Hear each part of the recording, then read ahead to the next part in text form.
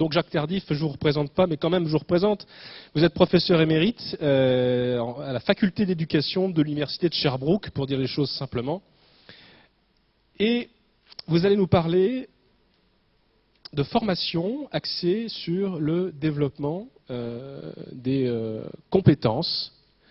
On se donne 20 minutes ? Ça me convient, oui. Dans la mesure où 5 minutes avant la fin, vous me dites que voilà. Je vous fais un petit signe. C'est à vous. Merci bien. Alors, ben voilà le titre de la présentation que je vais faire dans les formations axées sur le développement de compétences, des décisions, des actions pédagogiques soutenant fortement l'apprentissage et la motivation des étudiants. Donc, forcément, on m'a demandé aussi de faire quelques liens avec les deux présentations précédentes. Alors, j'ai fait un gigantesque montage dans lequel je vais sélectionner quelques diapos et puis j'ai ce micro qui m'handicape à la main pour aller changer les choses là. Mais si vous voyez m'agiter, c'est pas grave, ça ne durera pas très longtemps. Et puis, je voudrais souligner, avant d'aller d'une diapo à l'autre, que dans le fond, ce que je vais présenter, ça tient compte notamment de ce qui a été fait l'année dernière à l'Université Paris-Est. Moi, j'ai travaillé dans l'accompagnement de 9 équipes qui s'orientaient vers des approches par compétences ou qui voulaient développer des approches par compétences. Alors, donc, je fais référence à ça notamment, au lieu de dire quelque chose de théorique ou de passablement abstrait. Et pour mettre ça en lien avec la présentation, la première présentation de Roland, je dirais ça travaille très fortement sur la perception de la valeur de la tâche ou la valeur des apprentissages. Et puis, vous allez voir qu'il y a des liens qu'on pourrait faire. Je vais tenter d'en faire, mais avec la présentation de Carole. Je vais rester au prénom au cas où je fasse de grandes erreurs dans le nom de famille. Voilà. Donc, si vous aviez le montage, vous verriez que je commence par la fin. Mais bon, ce n'est pas grave. Alors, je fais seulement rappeler les quelques conséquences très positives, selon moi, qui ont été la résultante des projets compétences qu'on a eu ici et de l'accompagnement que j'ai pu faire, mais ça ne tient pas à moi nécessairement parce qu'il y avait des personnes locales, il y avait l'engagement des gens des différentes équipes.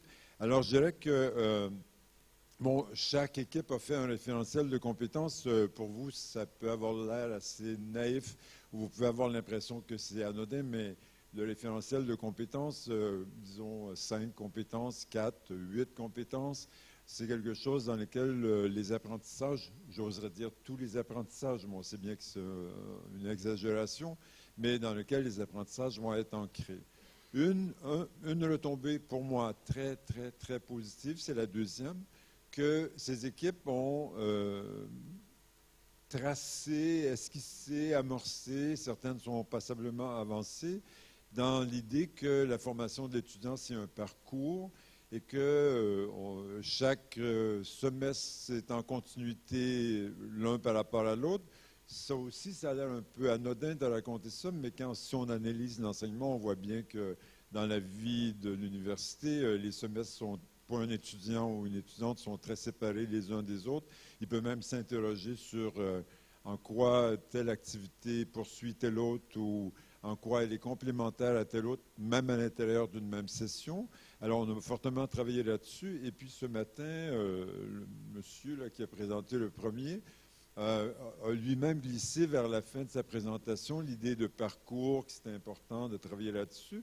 Alors, nous avons fortement travaillé à ce niveau-là. Et puis, ce qui a été pour moi probablement l'élément le plus significatif, c'est que dans la très grande majorité de ces équipes, on a fait des liens très forts entre les compétences, les stages et les projets. Ça nous permettrait de dire, dans les approches par compétences, c'est un peu plus complexe de faire des liens forts entre les compétences et les activités qui se produisent dans le cadre de l'université elle-même. Et donc, les stages, l'alternance, les projets et tout, on peut faire des liens passablement significatifs entre les deux. Mais on a travaillé beaucoup là-dessus. Une chose que moi j'ai retenue, que je n'avais pas vraiment pensé, j'ai entendu à plusieurs reprises que mais j'exagère en racontant ça, que les rapports de stage étaient souvent assez somnifères finalement pour les profs ou les gens qui les lisaient, parce que le rapport de stage ne faisait pas vraiment référence à ce que l'étudiant ou l'étudiante avait vraiment appris, ce qu'elle maîtrisait ou ce qu'il maîtrisait de nouveau, mais c'était une espèce de narration ou un genre de narration. Voici, ça a commencé comme ça, le déroulement s'est produit de telle et telle manière, et voici comment ça s'est conclu. Alors que quand on est dans une approche par compétence, j'espère que dans mes 20 minutes, je pourrai insister là-dessus, la grande préoccupation, c'est de dire qu'est-ce que vous savez maintenant que vous ne saviez pas en mettant les pieds dans ce lieu de stage ou en commençant ce projet? Qu'est-ce que vous avez appris de nouveau? Qu'est-ce que vous maîtrisez maintenant? Et notamment, qu'est-ce que vous pourriez faire avec ça? Alors, toutes ces questions, les 4 que je viens de poser, vous pourriez mettre ça en relation avec la première source de la dynamique motivationnelle et avoir en tête qu'il y a une très grande préoccupation de l'apprentissage et notamment de la valeur de ce qui est appris. Et puis, cet après-midi, dans l'atelier, chaque personne fait un peu la promotion de son atelier, ma foi. Dans l'atelier avec Arianna, on parlera un peu de ça, mais vous pouvez penser que dans les formations qui existent maintenant, celles qu'on voit le plus souvent, les preuves de l'apprentissage, c'est-à-dire les réponses qu'un étudiant fournit à un test, à un examen, le travail qu'il produit, sont des preuves qui sont préfabriquées, on pourrait dire comme ça, ou qui sont construites par un enseignant pour pouvoir apprécier quel est l'apprentissage de l'étudiant. Alors, dans les approches par compétences, on a appelé ça bouger un curseur, on est beaucoup allé vers l'idée que c'est l'étudiant lui-même qui devrait fournir les preuves de ce qu'il a appris, ce qui fait en sorte que quand vous regardez les équipes, les 9 équipes qui étaient là, plusieurs d'entre elles ont fait le choix d'utiliser un portfolio ou un dossier d'apprentissage afin que l'étudiant rende compte lui-même de ce qu'il a appris, et l'idée de parcours est toujours quelque chose qui est vraiment important. Alors peut-être que je dis quelque chose qui a l'air un peu flou ou ambigu pour vous. Il y a une période de questions après, donc vous pourrez interroger ça. Et ça, c'est pas... si on interrogeait les 9 équipes avec lesquelles j'ai travaillé, ces 9 équipes-là ne diraient probablement pas, n'énonceraient probablement pas la dernière conclusion. C'est celle que moi, je prends en ayant du recul. Et je trouve que dans ces équipes-là, effectivement, quand on pense aux 2 présentations précédentes, on a porté un regard qui est, incluant tout le monde, on a porté un regard qui est très différent sur la motivation de l'étudiant. Et au lieu de considérer que c'est une motivation qui est seulement intrinsèque, on a considéré qu'il y avait des sources d'influence externes qui intervenaient fortement là-dessus. Alors, j'espère que je ne perdrai pas la voix comme Roland Villot, mais je ne crois pas que ça va m'arriver. Et puis, ça, c'est de grandes conclusions, ou de conclusions plus générales par rapport à ce que j'ai pu observer ou par rapport à ce qu'on peut faire émerger des projets compétences 2014-2015. Mais entre vous et moi, les projets compétences 2014-2015, on a commencé à plonger vraiment dans la piscine olympique en novembre, puis on est sorti en juin. Alors, ce n'est pas très long pour atteindre un niveau comme celui-là, mais c'est très intéressant. Maintenant, j'aborde un autre point, et ça va toucher quelques éléments qu'on a notés à la suite des projets compétences, mais je dirais quels sont les plus grands changements que devraient apporter les formations axées sur le développement de compétences, puis pour le formuler comme celle-là, les changements apportés par les formations. Mais bon, entre vous et moi, il y a des choses qui sont à géométrie variable dans tout ça. Et vous allez retrouver encore une fois cette idée de valeur de la tâche. Vous pensez à l'interactivité à laquelle Carole faisait référence tout à l'heure. Alors, je dirais que dans les programmes par compétences, la signification de l'apprentissage, la valeur de l'apprentissage est quelque chose qui est extrêmement important. Et on va demander aux profs, j'ai mis une préoccupation constante, mais là, c'est parce que je voulais jouer le diplomate, parce que je mettrais une obligation pour l'enseignant, ancrer les apprentissages dans des réalités ou des situations concrètes. Alors, quand Roland, par exemple, parlait des 10 conditions en disant on commence par un exemple, puis on utilise des exemples, ou quand Carole présentait qu'est-ce que l'étudiant dans l'amphi discutait maintenant, on peut voir là que non seulement un exemple, mais une situation concrète, un problème, un projet, un cas, c'est quelque chose qui est vraiment important. Et on va demander aux profs de la théorie qu'il présente ou les concepts qu'il introduit ou qu'il discute avec les étudiants, que ces théories ou ces concepts soient vraiment ancrés le plus fortement possible dans des situations. Puis les situations, je ne l'ai pas mis, mais les psychologues ou les pédagogues parlent de situations authentiques. Et un Québécois exprimerait ça en disant ça fait partie de la vraie vie, celle qui existe vraiment en dehors des murs de l'école. L'autre chose, et ça on le voyait bien dans la présentation de Carole, imposer, c'est un verbe qui est choisi volontairement, imposer à l'étudiant de traiter activement de l'information. Pourquoi cela? Parce que dans les programmes par compétences inspirés par les théories cognitivistes, disons, de l'apprentissage, on a l'idée qu'un étudiant qui mémorise n'apprend pas vraiment, en tout cas il apprend en surface, mais qu'un étudiant qui doit traiter de l'information, c'est un étudiant qui fait des apprentissages signifiants, et on dirait, à partir de recherches, entre autres, qu'il fait des apprentissages en profondeur. Alors donc, nous, la mémorisation, c'est pas quelque chose qui est à négliger ou qu'on met de côté, mais dans les approches par compétences, l'accent serait mis sur traiter de l'information activement et souhaiter que les apprentissages soient des apprentissages en profondeur. D'ailleurs, Roland a mentionné ça une fois en disant des apprentissages où on fait des liens entre différents concepts, entre différentes théories et différentes réalités. Et puis, quelque chose qui est vraiment très, très important, qu'on ne voit pas souvent dans l'enseignement, c'est de dire, voilà, vous avez appris quelque chose que vous ne connaissiez pas avant. Enfin, on espère que chaque activité d'apprentissage contribue à un changement comme celui-là. Mais c'est de poser la question à l'étudiant, mais qu'est-ce que vous pouvez faire avec cela maintenant? Quelles sont les réalités que ça explique et dans lesquelles vous pourriez utiliser ces théories, ces concepts, peu importe, pour avoir une compréhension plus large, plus approfondie, plus étendue de cette réalité, ou même pour proposer des interventions qui pourraient dépasser ce à quoi vous auriez pensé spontanément ou naïvement. Alors, je regarde ce monsieur parce qu'il va me faire un signe un jour.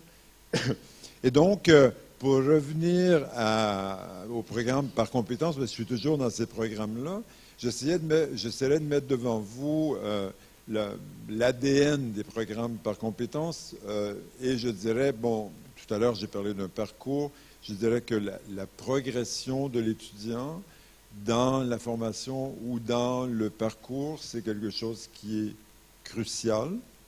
Et on devrait toujours, ça va paraître tout à l'heure plus dans un autre point, on devrait toujours poser la question à l'étudiant, qu'est-ce que tu sais maintenant que tu ne savais pas avant?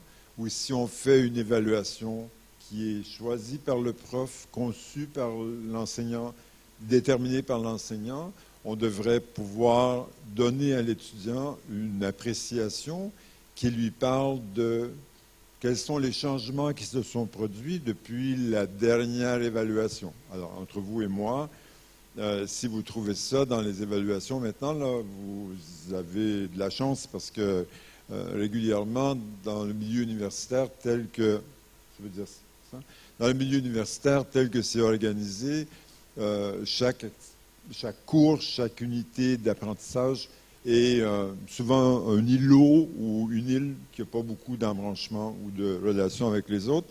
Et moi, j'ai en tête que j'ai entendu la semaine dernière, pas plus tard que ça, La suggestion que je faisais, c'est, bon, si vous voulez vous approcher des compétences, vous pourriez faire en sorte que dans une unité d'enseignement, tous les profs qui interviennent, qui sont responsables de l'apprentissage, puissent faire une évaluation conjointe de ce qui est appris dans cette unité d'enseignement. Et tout ce que j'ai entendu me fait penser que nous sommes très, très, très loin de cette complémentarité et de cette continuité. Donc, dans, je dirais, l'ADN des parcours de formation ou des programmes par compétences, je reviens à ce qui est là, c'est se préoccuper de la complémentarité. On pourrait penser intra-session, donc semestre, c'est-à-dire à l'intérieur d'un semestre, comment, en quoi telle activité, telle autre, sont complémentaires l'une de l'autre. Ça impose au prof de savoir ce que son voisin fait ou ce que son collègue fait. Et aussi cette idée de continuité d'une session à l'autre. Et puis, Roland a en partie souligné ça, je dirais, dans les activités d'apprentissage. D'ailleurs, si vous pensez à la présentation de Roland, ce que je suis en train de dire maintenant, c'est beaucoup activités d'apprentissage plus qu'activités d'enseignement. Dans les activités d'apprentissage, il y a cette préoccupation constante qui est qu'est-ce que les étudiants connaissaient avant et avec quelle base de connaissances ou quel élément arrive-t-il au cours, ceci reposant sur une théorie de l'apprentissage qui dit quelque chose qui ressemble à ça. Les étudiants apprennent toujours en lien avec ce qu'ils connaissent déjà, et s'ils n'ont aucune connaissance antérieure, ils vont essayer de trouver d'une manière analogique ou métaphorique quelque chose qui leur permet d'établir des liens. Et puis, vous me ferez un petit signe quand il restera 2. Et dans l'évaluation des apprentissages, ça reprend quelque chose que j'ai dit, on met l'accent sur des changements qui se sont produits depuis la dernière évaluation. Comme il ne reste pas beaucoup de temps, je vais aller à une diapo.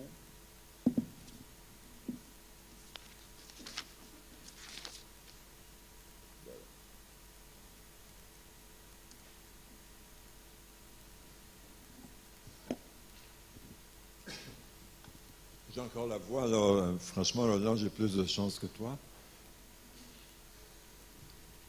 Alors, il faut que vous imaginiez que Roland et moi avons fait ensemble au moins 5-6 ans de team teaching. Alors, nous avons beaucoup travaillé ensemble.